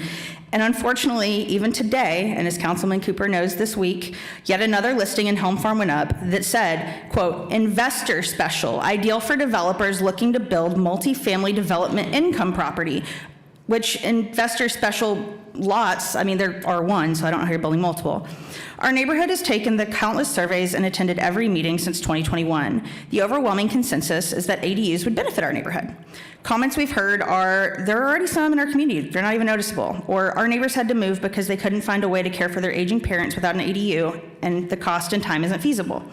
We've lost board members and close friends, including our secretary, because they were unable to continue affording to rent at increased rates, or they could not afford to purchase a home in their desired area. They've had to move out towards Lake Hefner or into more, taking them further from their jobs, friends, public transit, and resources. On a personal level, my husband and I don't have children currently, partially because we don't have the needed space, nor could we afford to move into something that is in the area we've invested so much time and money into that we love. And we did the math, and we've learned that if this passes without the new conditional use proposed today, we could actually build a space 30 seconds remaining. for my mother-in-law who's aging, or to rent to another neighbor while gaining space back in our 2-bedroom, 2-bath for a child or 2. So Helm Farm champions this overwhelmingly, and we applaud this. We ask for, obviously, UCD protection if this were to happen. But thank you, Councilman Cooper, for working so diligently on this and for our future.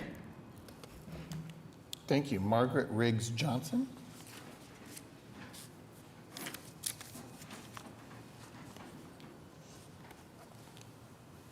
Good morning.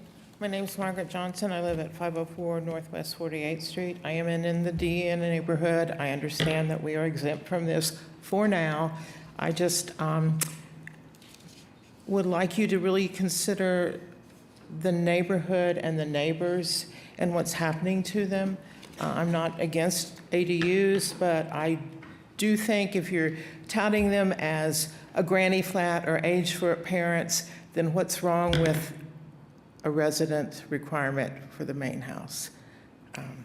I'd like to see the protections put in place maybe prior to it being passed. I don't see why that would be a problem, and thank you. Thank you. Jessica Thompson.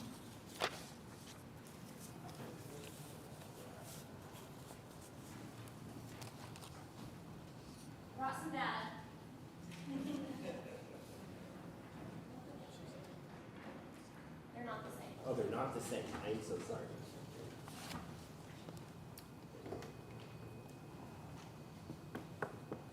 Jessica Thompson, 1414 Northwest 14th Street. What I'm passing around, if you look at the Miller neighborhood, well, first, the ADU listings one, these are all recent listings that had accessory dwelling units that have sold within the last year. As you can see, On the median side, you're looking at 182 a square foot. On the low end, 140 a square foot. And on the very high end, 250 a square foot. That's for all the ADUs that I could pull between Gatewood, Miller neighborhoods, Class and 10 Penn, and I don't think even on the northeast side, there's one as well. That was actually the one that sold for $250 a square foot. The next one is Miller. I highlighted, underlined the one that was an ADU. All the other houses were not an ADU, and you can see that that actually sold at the minimum price per square foot relative to the other properties that sold in the neighborhood. That sold for much higher at 170, maximum 195 a square foot, on median about 179 a square foot.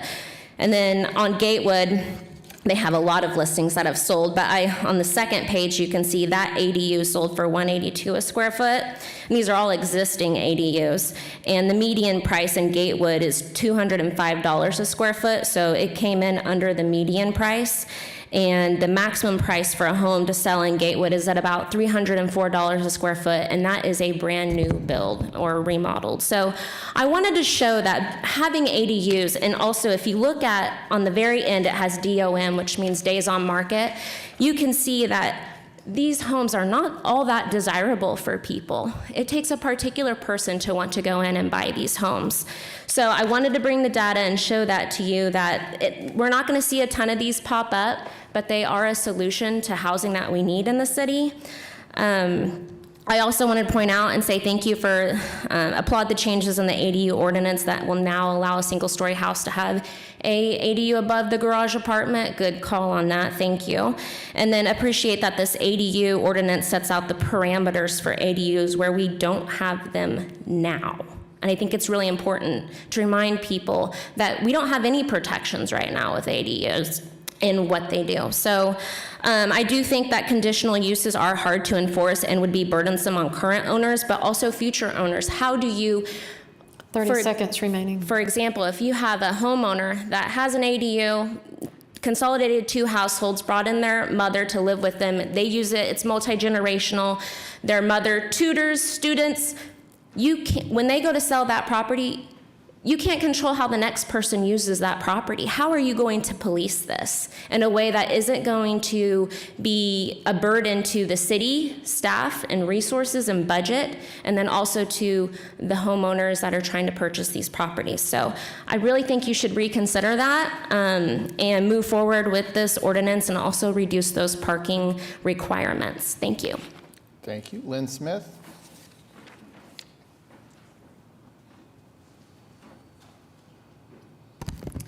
Good morning. My name is Lynn Smith. I'm a longtime resident of Oklahoma City and the current vice president of Helm Farm Neighborhood Association. I'm here to voice my support for the ADU proposal. My mother-in-law is 80 years old and will be retiring at the end of this year. She is a busybody. Like many families, we want to support her aging journey while maintaining her independence and privacy.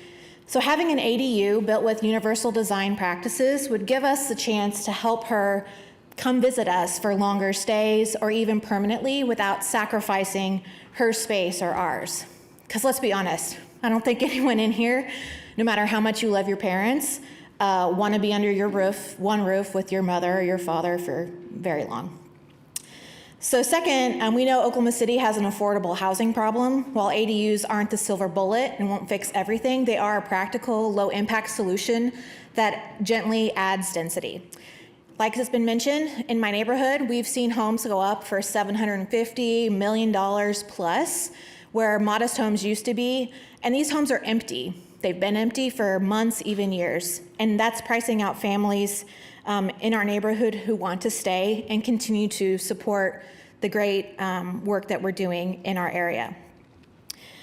So ADUs allow regular homeowners to be part of the solution to house their aging parents, even their adult kids coming home from college, and it creates a long-term rental housing practice that fits within the fabric of our communities.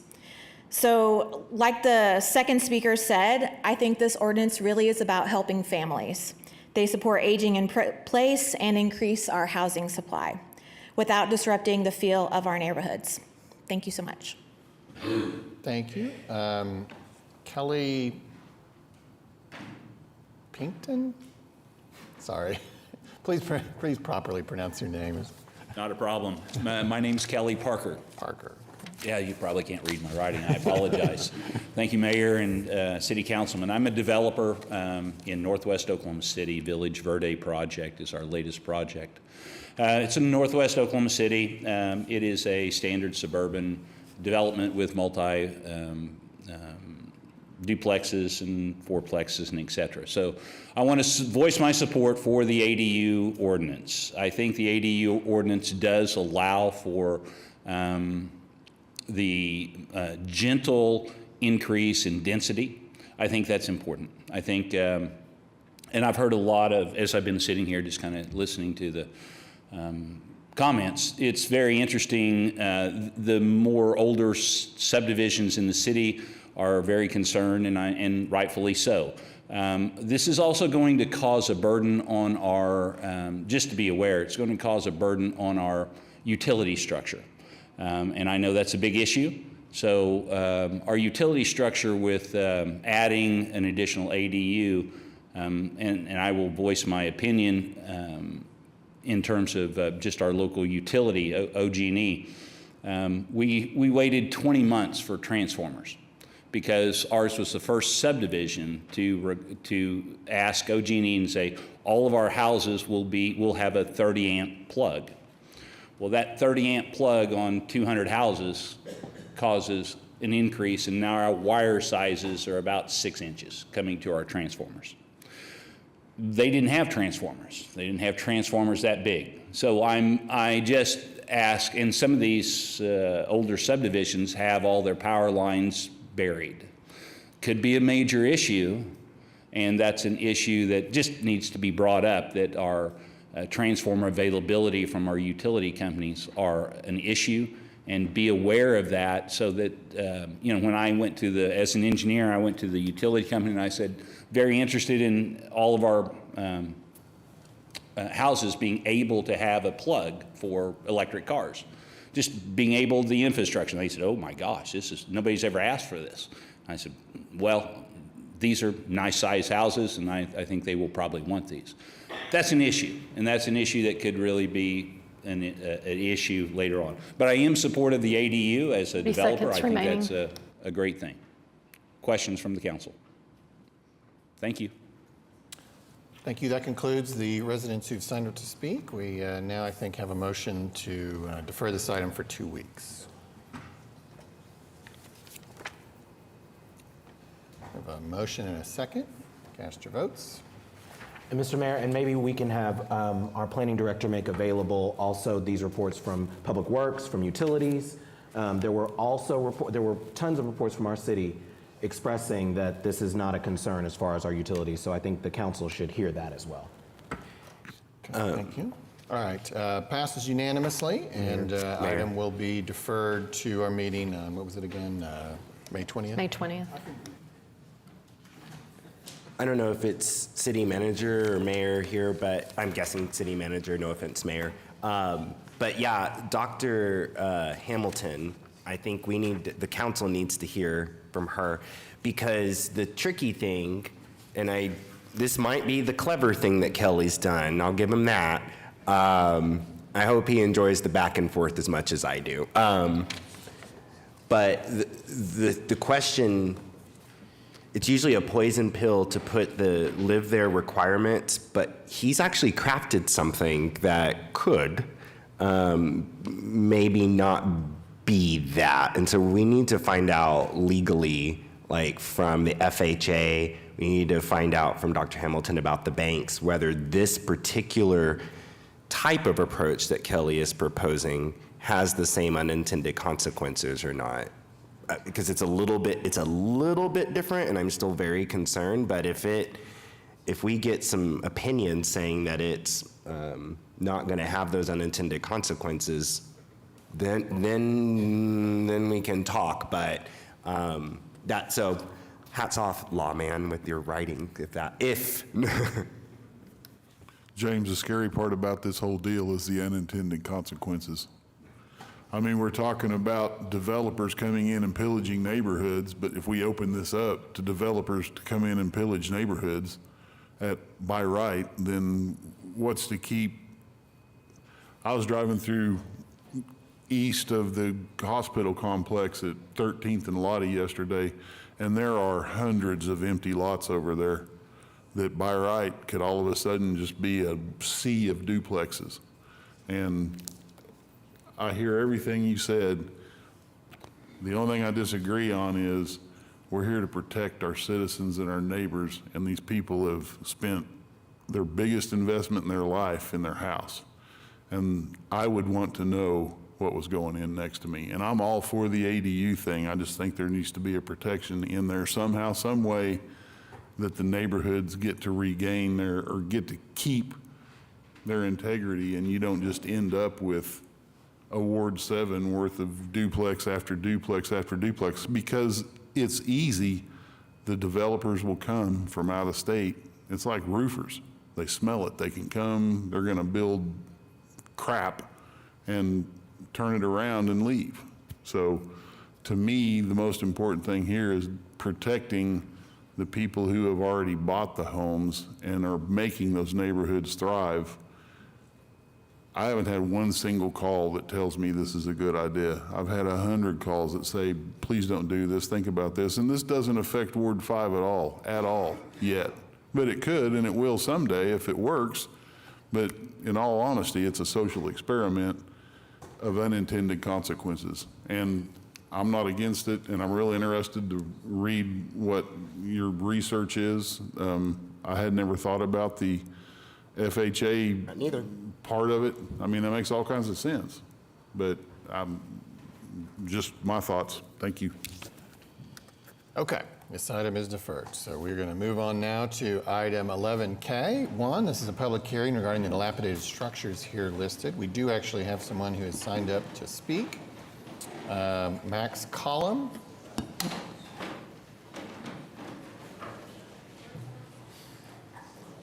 Mayor Holt, esteemed council members, thank you which for your item time as today. well. I represent Arch Property Group, the 6400 on number D here. Our building was a victim of arson. We have been in touch with the city inspector's office as well as code enforcement to see what we needed to do to get this building restored. I do have an email letter here from Robert Haggard, which is a plans designer, and he has an engineer on staff who says that the building can be saved. We just need some time to let the engineer do their work and get with us on saving this building. This building is one that we use for low-income families through Key to Home and Homeless Alliance programs to try to get people reintegrated into society and things like that. So it's not just an 8-family apartment home for us. It's actually a community service that we very much enjoy being a part of, and we ask that you allow us to save this building and give us the time to do that. Good morning, Mayor and Council. Chris Smith, Chief Building Inspector for Code Enforcement. This complaint came through the Action Center via resident concerns that the property owner had started modifications to the structure without the required permits. Upon staff inspection, we found the condition to meet the dilapidated standards, and we're presenting the item for your declare today. The owners had contracted people to do a cleanup with the knowledge that they would be contracted to do the repairs. When we got the permits, they misunderstood and started work. We have had them stop and pending the council's decision.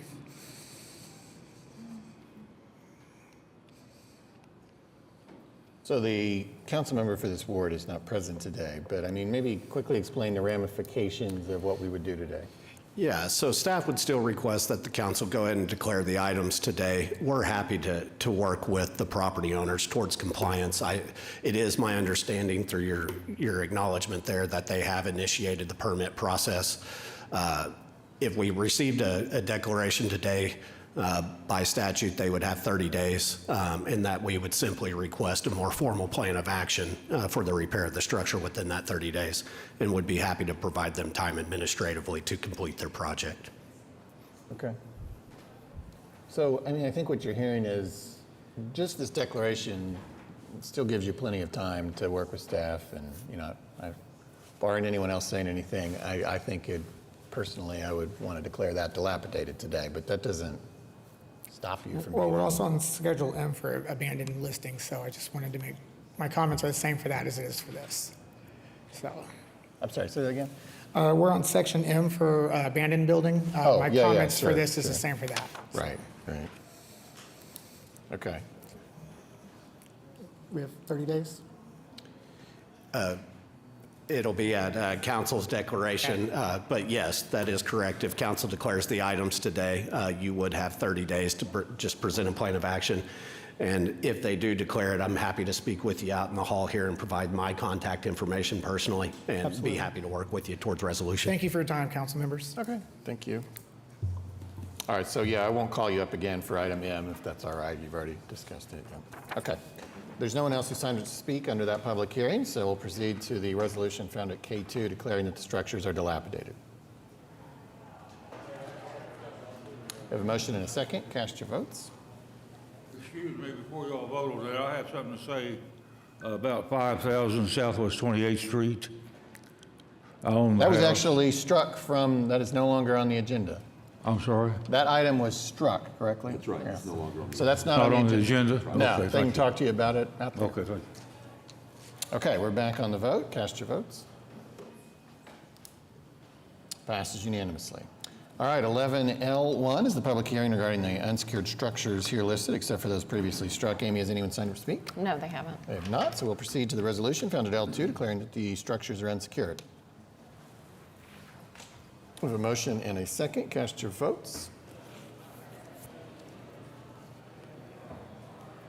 Passes unanimously. Item 11M1 is a public hearing regarding the abandoned buildings here listed, except for those previously struck. Amy, other than the gentleman that we've already conversed with, is anyone else signed up to speak on this? No, they're not. They have not, and so we will advance to the resolution at M2 declaring that the buildings are abandoned.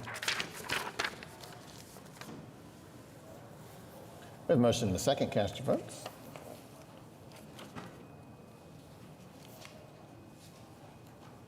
Passes unanimously. All right, now we're at 11N. We have a public hearing here regarding a resolution approving a substantial amendment to the fiscal year 24-25 fifth year action plan for submission to HUD.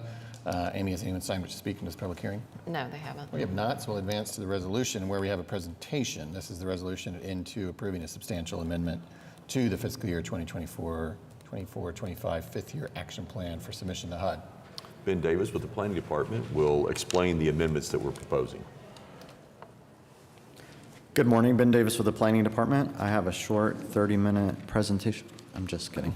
I'll try to make it as quick as possible. So a substantial amendment is a requirement by the U.S. Department of Housing and Urban Development whenever we make specific changes to our consolidated plan and annual action plan for how we're going to spend HUD-provided funding for our housing programs and community development programs.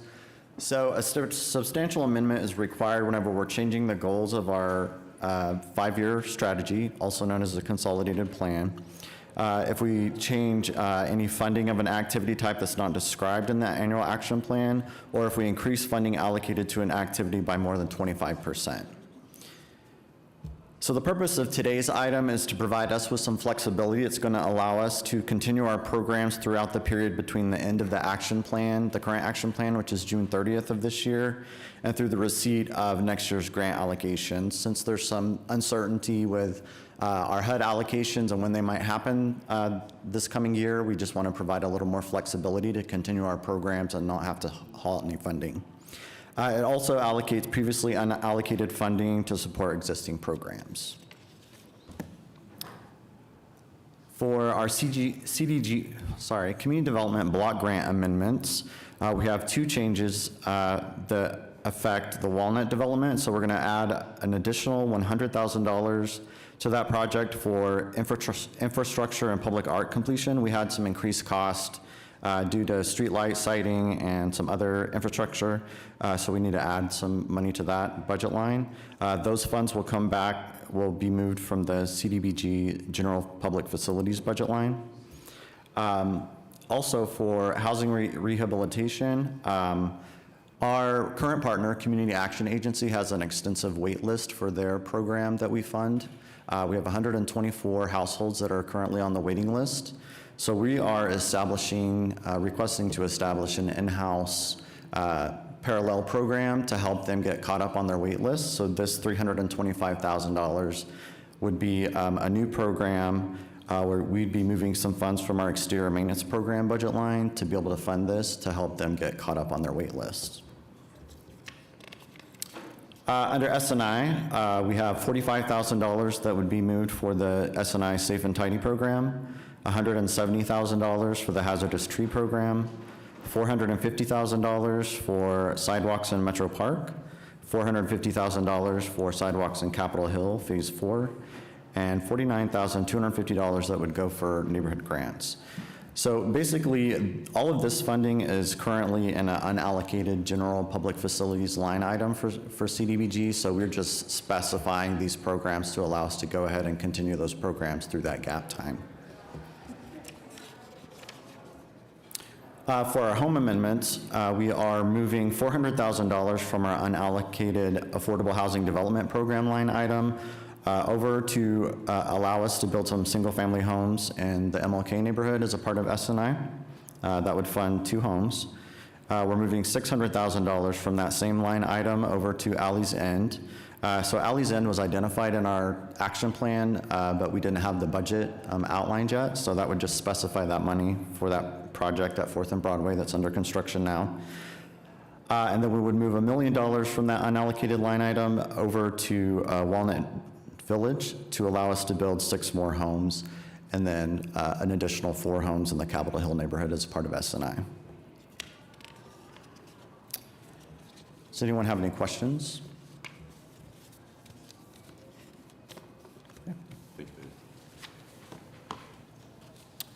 All right, so we are now on the resolution at N2, if the council would like to move it forward. We have a motion and a second. Cast your votes.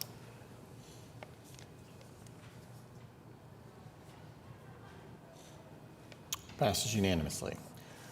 11-0 is a resolution rescinding resolution dated May 24th of 2022, establishing increment district number 16, et cetera. We have a presentation on this. Yes. There's a lot of confusing words here. I think it'll be better to explain it through a presentation. Yes, Joanna McSpadden, our Economic Development Manager, will explain this TIF in the area of the First Americans Museum. Yeah, good morning, Joanna McSpadden, Finance Department. So this item will set a future date to activate TIF 16, which is the TIF that surrounds the O'Connor development, at August 1st. So this will give us the authority to request the base value and activate that TIF. It does rescind a previous resolution that was attached to the EDA that we signed 3 years ago that had prior dates. This date will give us the ability to maximize that TIF benefit. So that is why we're here today. Questions, happy to answer. Okay. Thanks, Joanna. Thank you. All right. You've heard the simple explanation. We can take up that resolution for your consideration. If you want to make a motion, we have one. A motion and a second. Cast your votes.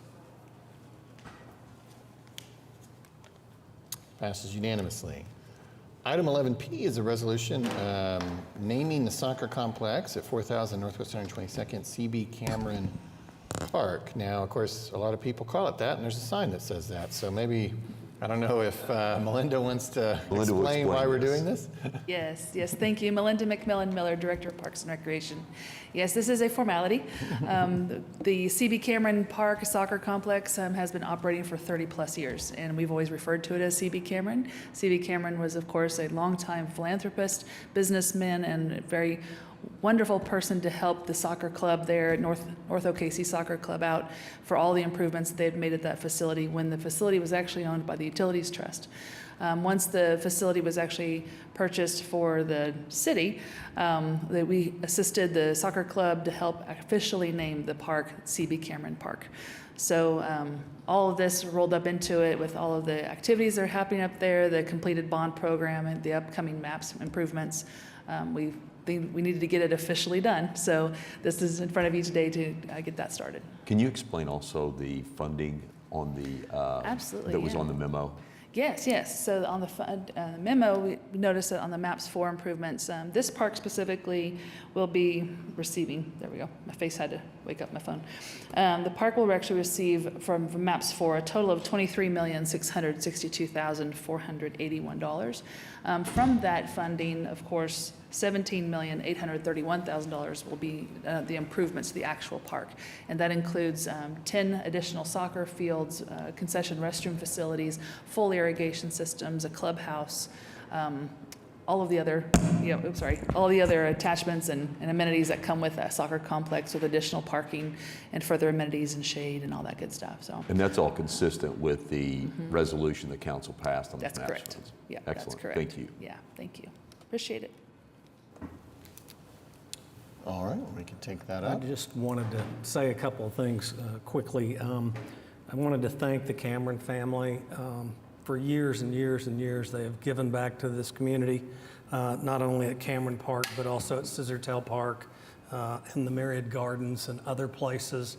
I want to thank their foundations. I want to thank their company, American Fidelity. I especially want to thank Tom McDaniel, who is the president of the American Fidelity Foundation. He has bent over backwards to help us and continues to help us make this one of the greatest soccer facilities in the state of Oklahoma, in my opinion. Thank you. Thank you. Okay, we have a motion and a second. Cast your votes.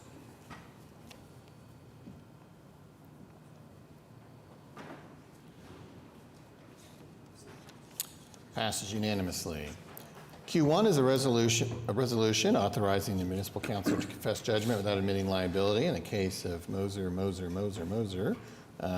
versus the City of OKC. Executive session is not requested.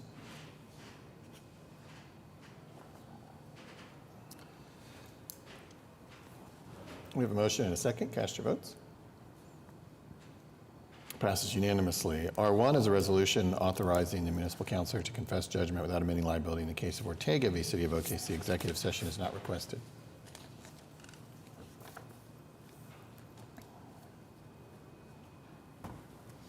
We have a motion and a second. Cast your votes.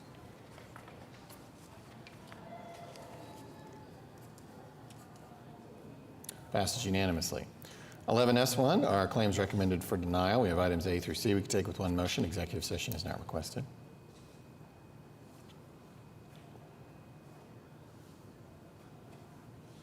We have a motion and a second. Cast your votes. Passes unanimously. 11T1 are claims recommended for approval. We have items A and B we can take with one motion. Executive session is not requested. We have a motion and a second. Cast your votes.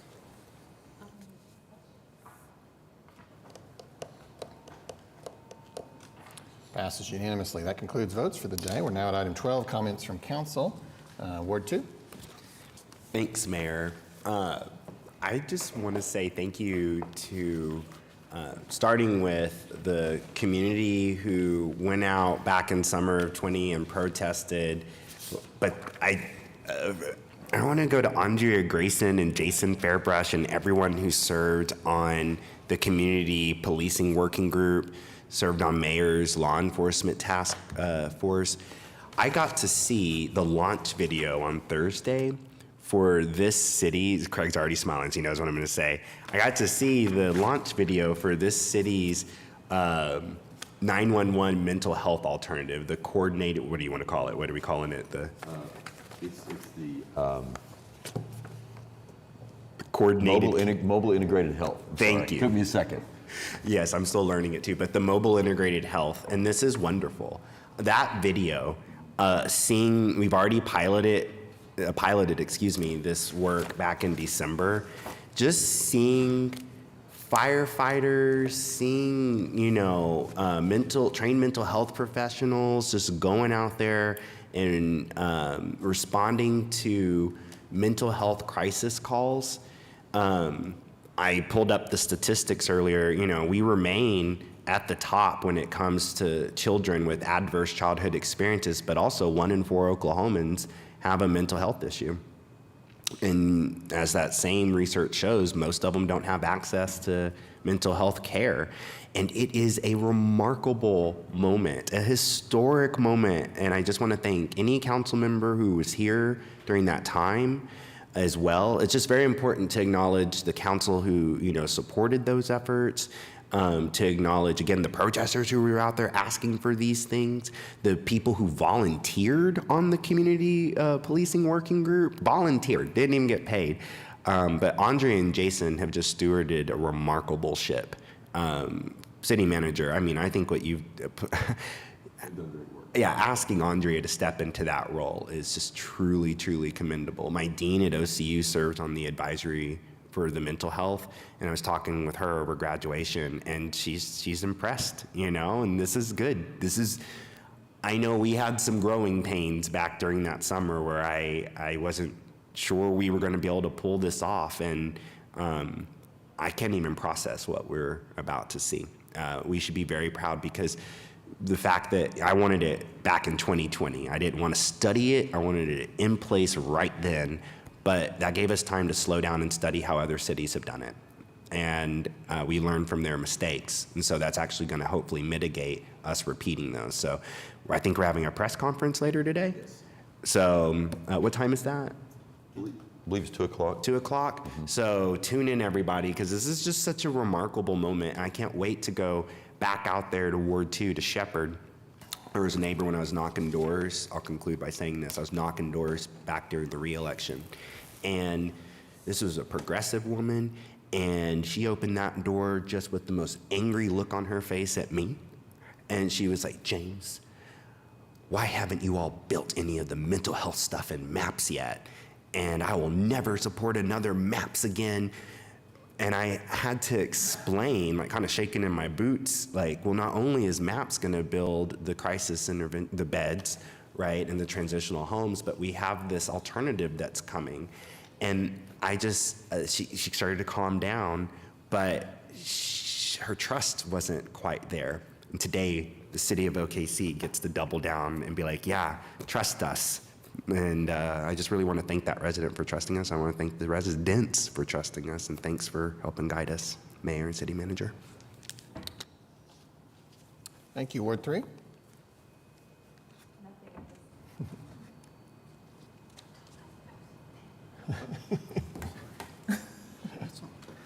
I'm still learning. Yeah. Nothing at this time. Thank you. Very good. Ward 4? Ward 5? I want to double what Councilman Cooper said about the mobile integrated health. When I took the Firefighters Academy, there were a bunch of their future employees going through the Firefighters Academy at the same time, and they were very, very enthused about what was coming, as well as the fire department. I mean, this takes a burden off of a large part of our expensive part of the city. And we've heard a whole lot of conversations about a whole lot of stuff today, but the one thing that everybody wants to know is, with 2 marathons coming to Ward 4, are you going to run in either one of them? Okay, I'm just making sure. That's it. Ward 7. Thank you, Mr. Mayor. I also wanted to know if Councilman Stone was running in those marathons, so maybe we need to pay his registration. Just 2 things quickly. One, I want to thank the city manager and ACM Fairbrush and Embark Director Rush for their continued attention on the potential removal of Route 19, the bus route that's the only bus route that is serving our neighbors in Spencer. I continue to hear from my neighbors calling me, emailing me with real concern about their inability to access quality public transit in our city. And I just want to, again, thank you for the continued efforts to find alternatives, and just strongly encourage us to remember that all of our neighbors deserve an opportunity to have access to our quality services, and we will isolate this community if we do not address this issue. So I want to thank you for that. Two, I'd love to hear everyone's thoughts about the ADU ordinance. So if I reach out to you, it's because I would love to know what you think. I think it's really important. I appreciate and respect the idea that we're going to have some continued discussions about how we can minimize corporate influence that could be potentially damaging to the character of our neighborhoods, and I want to continue to hear about that. But I also think it's important that we be clear about what the issues are and what they are not. To Councilman Cooper's point about demolition being an issue and those restrictions and other restrictions as far as design review, those are separate issues than the ADUs. And so it's important that we keep our eye on the ball. It's about ADUs and whether we're going to allow it by right in select areas in the central core of Oklahoma City. So I hope to hear everybody's opinions about it, and that's all, Mayor. Thanks, Mark. Yeah, last week I got to go to Washington, D.C. with a group of people and meet with our congressional delegation. And it was really meaningful. I learned so much. But in talking to all these people and talking to our members of the Senate and Congress, the one thing that was the big buzz was the 2028 Olympics. And when I got back home, I saw that Michael Burns was selected to lead our efforts for those games in Oklahoma City. And he is a tremendous sports executive. He has strong ties to Oklahoma City. I looked this morning, and one of the things he's already done, you can go to www.visitokc.com, and you can sign up to volunteer for the 2028 Olympic events now. Here's the sign-up form. This is going to move fast. We've got a lot to do, but I'm glad we've installed Mr. Burns. I think he'll do a great job. Thank you. Thank you. That concludes comments from council. We're at item 13, citizens to be heard. We have one citizen who signed up to speak, Ronnie Kirk.